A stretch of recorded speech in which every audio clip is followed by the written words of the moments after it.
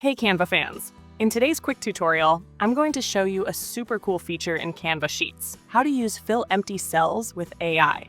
It's simple, smart, and honestly, kind of amazing. So let's jump right in. I've got a sample sheet here that outlines a 7-day healthy plan. Each day includes a workout and space for a suggested healthy breakfast. Right now, I only have a breakfast listed for day 1. Now watch this. I'll select the 6 empty cells underneath, head to the top menu, click on Actions tar, and then choose Fill Empty Cells. Boom! Canva's AI automatically suggests breakfasts for the remaining days based on what I entered for day 1. If you like the suggestions, just hit Insert, and you're done. In just seconds, your table is fully filled out without typing a single extra idea yourself.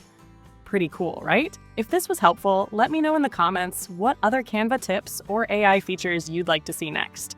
And of course, don't forget to like, subscribe, and turn on the notification bell so you never miss a new tutorial.